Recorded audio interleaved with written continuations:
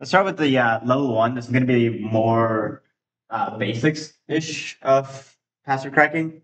So, so every website has a password that it stores, um, and there's a technique known as hashing that we're going to be covering. That is the way that passwords are stored and encrypted.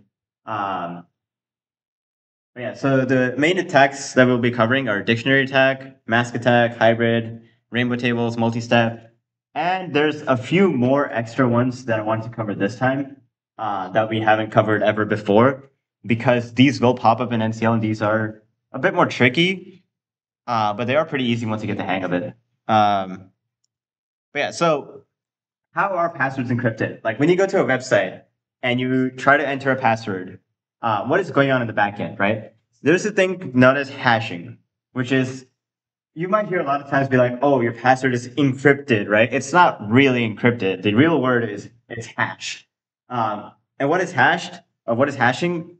It's just one-way encryption. So normal encryption, there's usually a key that you can use to reverse the encrypted text back into the unencrypted version. With hashing, you can't do that. Once you've encrypted it, it can't be reversed. It's stuck like that, right? And there's a bunch of different algorithms. These are just a bunch of fancy math stuff that we don't have to worry about. But these include like MD5, SHA-256, bcrypt, stuff like that. MD5 is the one you'll most often see in an actual competition. It is not used anymore. You can easily crack it. But it is the one that we'll be working with the most. I think these days SHA 512 is the industry standard. I do have SHA 256 up here, but I think like recently, like 5 years ago, they said like that's also outdated now. And so now they're moving over to SHA 512. But yeah, so an example hashing thing is at the bottom. So the string password123, if you hash it with SHA-256, you get that insanely long gibberish string at the bottom. And every single password has its own string. Like if you change this, like even one number, like if you made it password 12 instead of password 123, the entire hash will change, not just like a tiny portion of it, which is something you see in encryption but not in hashing. So yeah, anyone have any questions about hashing process? Okay, so the way this works is that when you hash, when you enter a password into your website, the website's not storing your actual password. In their database, they're storing the hash version. What it does is, let's say you enter your password of, your username is Bob, and then your password is hello123. What the website will do is it's going to encrypt the hello123. It's going to hash it. Sorry, not encrypt. It's going to hash to hello123, compare it to the website's version of the password, see if they match, and if they match, that means you entered the correct password. If you entered a different password, like password 12 or something, it will have a different hash that doesn't match in its database, and so it'll reject you. But yeah, so the main tool that we use for hacking or cracking passwords is Hashcat. This is a Linux tool, but it is also available on Windows. I actually started using this with Windows, and I think it also works on Mac. But the Linux one is a lot easier to use in general. And there's some other command like the hash ID, which it is used a bit, but you generally don't really need to use it. But yeah, so let's cover the first attack, right? So you might be thinking, hashing is one way. So how do you reverse a hash? If it's one way, that means you can't turn a encrypted hash back into its normal form, right? Like it's one way. So how do you crack a hash? Well, one of the ways that we do this is with a dictionary attack. So dictionary attack, what the program will do, Hashcat, is it's going to take a dictionary, which is basically a bunch of words in a text file, and it's going to hash all of them individually and compare to the target hash you provide. So it's going to hash all the passwords in its word list until one of them matches the one that you provided. And as soon as it matches, it knows that that was the password, right? So if you had like password 1, password 2, password 3, password 4, it's going to encrypt all of them until it matches the target hash, and let's say that was password 3. It's going to go password 1 hash. Oh, that didn't match the hash. Password 2 hash didn't match. Password 3 hash matched. That means the password is password 3. That's the general idea of this. And the most common dictionary that we use is rocku.txt. So rocku is the most famous password breach list. It was from a 2009 data breach. This is a bunch of real passwords. If you find your password on there, I highly suggest you like Control F this file and like try to find your own password there. If your password's there, that means change it. It means it's been leaked. It can be hacked. I know this happened to me because even though I made my password after the data breach, it was one of the passwords on there. I have changed it now, but ideally you should be using a password manager these days. But if you're not using a password manager and you're making passwords manually, then make sure it's not something from Rocku. But let's try this practically, right? So let's go to our website here. So we have a challenge called Rocku. I don't want to look at solution guide. So let's look at the challenge, right? So a password hash was retrieved that needs to be cracked, and we've received intel that the password is from the Rocku breach. And then we have this target hash over here. All right, so this is what we have to work with. So I'm going to pull up my Kali Linux WSL. So I'm going to have this, and I'm going to see. Let's make a directory and call this. Actually, I think I do have a tutorial. Yeah.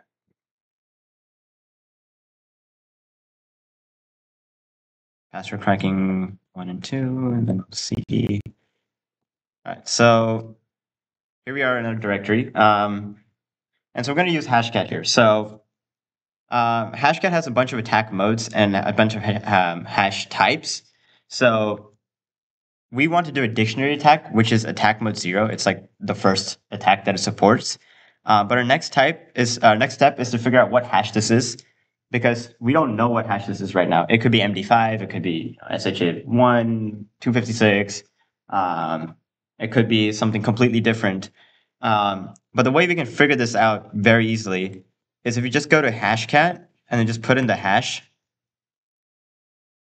not the calculator, you just put in the hash, it's going to start in auto detect mode, and it's going to identify all the hashes that it possibly could be. I know generally, and I said this before too, that it's always going to be MD5 usually. So if you see MD5 on this list, it's probably going to be MD5. Even though MD4 came up before MD5, I know it's going to be MD5. You could theoretically just try both of them, and MD4 would not work, and then you would move on to MD5. You can figure it out that way, but I know from personal experience, basically every single CTF I've seen uses MD5. So let's use hashcat. Again, we want to do a dictionary attack, so we're going to do -A0, that means attack mode 0. And then we want to do -M, and -M means what hash mode. So we know MD5 here corresponds to the number 0. So we're going to put in 0. And then our next step is to put in the hash. So we're just going to put in that hash over there. And then our next step is to specify the dictionary. So Kali Linux, by default, it comes with rocku.txt and hashcat pre-installed. So it's stored in /user share wordless and then rocku.txt.gz. And that's basically all we need to do here. So if we click enter here, what we should notice, it is cracked and the password is bulldogs. Pretty simple. That was a dictionary attack, and we can test this over here. It's correct. So that's a dictionary attack. And you have any questions about that? Cool. So although in this case I did use a predefined dictionary, which was rocku.txt, a lot of times you won't have that dictionary and you'll have to find one. So you have to use like Google. I like to use Kaggle, which is a website which has like a bunch of data sets. But generally, most people use GitHub to find them. Both of them work. Like you can use any. It just depends which one is available on which one. Sometimes one word list is only on Kaggle and one word list is only on GitHub and not on the other. So you have to kind of pick one of the two. But yeah, so let's move on to mask attack. So it is nice to have a word list, but like if your password was not in rocky.txt, you want to be able to crack it, right? Like let's say you had a password hash of a good secure password that wasn't in rocky.txt. But let's say we knew a pattern to this, right? Let's say we knew a pattern. Then we can try and actually brute force all known possibilities of that. So let's take a look at this, right? So in this challenge, we have a password hash that needs to be cracked. And we have some information here, all right? We know that the password is going to follow this format. It's going to be THP dash pass dash, and then it's going to have 4 numbers after it. We don't know what 4 numbers there are. But what we can do with Hashcat is we can brute force every single possibility from 00000 all the way to 99999. All right? And Hashcat is powerful enough to do this really fast. So Hashcat has a bunch of these flags called masks, which is why this attack is called a mask attack. And these basically specify what you want to brute force it with. So you can see that there's some examples here. So like question mark lowercase l is just lowercase letters. Question mark u is uppercase letters. Question mark d is digits. And question mark s is special characters. So in our case, what do you think we should be using? Does anyone know? Ready? Okay, so we have these 4 over here. We need to have 4 numbers, right? So which one of these 4 would be a number? Be digits, right? Okay, cool. So we can basically put this into Hashcat and replace these 4 hashes with a question mark D. And a mask attack is attack mode 3. So what we're going to do is, let's copy the hash first. So let's take a look. So we're going to go hashcat dash a 3 because we're doing a mask attack. I know from previous knowledge you can again run the auto detect command to figure out what type this hash is. I already know it's MD5. All the hashes on our website are MD5, except for one challenge, which I'll get to in a bit. And then we're going to put in our hash over here. And then our next step is to specify the pattern. So we're going to put in THP dash pass. We know that's given to us over here. And then we need to have 4 numbers. So one number is going to be question mark D. Then we're going to have another one, third one, and a fourth one. And what this is going to do is going to put in 4 placeholders, 4 masks for the numbers, for the digits. And so if you click enter now, we should see. It's going to take a while. It's a while as in like maybe 15 seconds instead of 10 seconds. Oh, but yeah, here we go. We have cracked it. So our password is THP dash pass dash 1285. And if you click enter, it is correct. So that is a mask attack. So anyone have any questions about mask attack? Okay, cool. This one is a bit different. So rainbow tables. It's a fancy term, but it's a very simple. I think it's like the fastest way of cracking a password. And basically, it's kind of similar to a wordless attack, but not really. So wordless attack, you just have a dictionary that just has like a list of words. So imagine a word list that has like every single word with a hash of it right next to it. So instead of hashing every single word and then comparing that to the target hash, you basically have a bunch of key pair values. So you have a word and then a colon and the hash associated with it. And so when you look for the hash, you're basically doing control F. So let's say you have a hash that's like XYZ, right?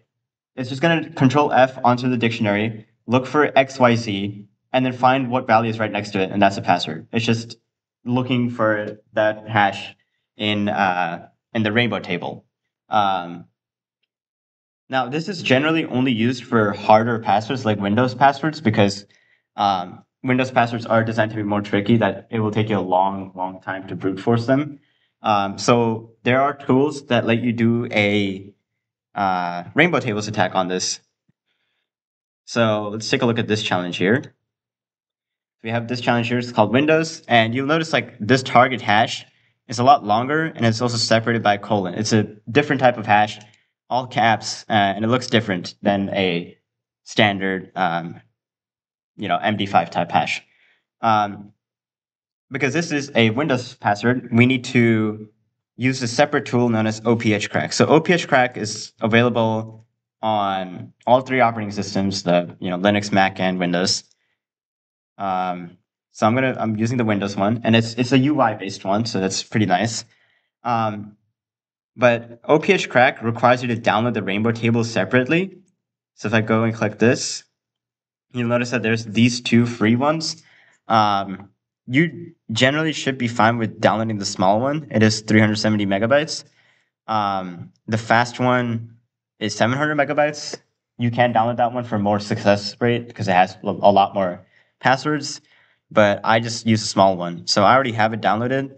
And basically you would download this and unzip it. You would download the software itself. And if you want to know where to download this from, by the way, you can, all of our challenges have solution guides, which have like a bunch of links that take you to where you need to go. So you can always refer to those. So we have OPH crack here. We're just going to take our target hash over here, load it in. And so now we have our hash loaded. Our next step is to load in our rainbow table. So if we go to tables, you can see none of them are loaded. We want to load in the small one. So I'm going to click install. I'm going to go to downloads and pick the one I already downloaded. And so now we have the small one downloaded. So I'm going to click OK and click crack. And you can see it's cracked the password to be Pikachu123. So if we put this in, correct. That's a rainbow tables attack. It's probably like the simplest one out of all of them. But you do need a separate software. That's the only thing different about it. All the other ones you can do with Hashcat. Anyone have any questions about that? Cool. Next up, we have some multi-step attacks. These are a lot more practical in my opinion because these you're actually hacking into like a file kind of thing. So a lot of times you'll have like encrypted PDF files or like encrypted zip files, and you want to bypass a password and figure that out. So this will actually be using a new tool called John the Ripper. This is another Linux tool, but there are browser alternatives, which is why I say like Hashcat is really like the only tool you need to know.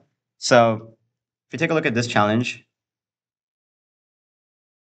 we have this PDF file here, protected that PDF. Let's download this and let's try opening it. So we'll see we need a password to open this, which we don't know what the password is, right? So our first step is that this is password cracking. So the number one step of password cracking is you need a hash. You can't do anything without a hash. And we can't just see a hash just by opening up a PDF file. So we have to use John the Ripper to get the hash and then use Hashcat with that hash to crack the password. So there is a tool pre-installing Kali Linux. It's called PDF to John. So I enter that. It's a program. You can use that, or you can also simply Google up, get PDF hash online kind of thing, and you'll have like a bunch of online tools that are just running that John the Ripper tool in the background. So if I click upload, they give you the hash right there. So you can use an online tool like that too. So it is a bit easier. This one is using bytes, which is weird. Yeah, I generally just use this one because I know this one will be accurate. So I'm just going to load in the PDF file here. And then we're just going to do PDF to John. We're going to do it on the protected PDF. And it'll give us this hash here. Let's just output this into our hash.txt file. So now we have a hash.txt here. So if you cat, which means read, you can see this is what it has. I can also go here. So we have a hash.txt here. The thing with John is that it'll put the file name right before the hash, and this like hashcat doesn't like that. So what you have to do is just remove like the file name and then like the colon right after. So your hash begins with a $sign, and you just click save. So that's like your actual hash extracted now from the PDF file. And now we can use this with hashcat. So our step one, obviously this is not an MD5 hash. So we have to figure out what kind of hash this is. So we can just run hashcat and then put in our hash, and it's going to try and detect what mode it is.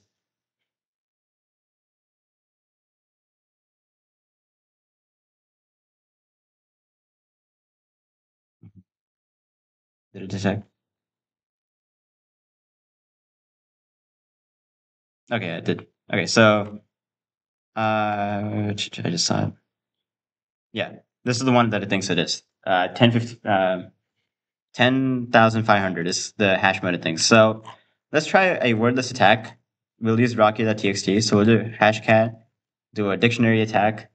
And we're going to pass in a mode of this because that's what we know is the hash. And then we're going to put in our hash.txt, and we'll just use rocky. That's usually the one that works a lot of the time. Let's see if this works. I know last time I tried to execute this command, it was going to say it's going to take 2 hours to crack it. But this time I do have my GPU pass through into my Linux. So it should be faster.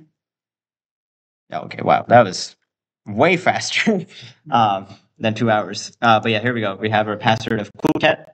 So now if we go to our PDF and we put in coolcat as our password and open it, we have the PDF file cracked. Yeah, feel free to clap. I mean,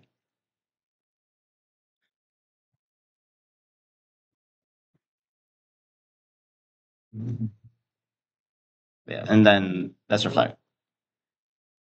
So it's the exact same process with like a zip file. You would just search up like, get zip file password online, or you would use a tool called zip to John instead of PDF to John. And that will give you the zip file password. And this works for basically any encrypted file in general. Like it's not just PDFs and zips. It could work for like a docx. It could work for Excel files. I know like in our MIS classes, they use encrypted Excel files. You can't crack them with this. It is actually super easy because they use like a one word password that's like cat or like dog or something like that. You can hack them if you want to. I don't know why you would, but yeah.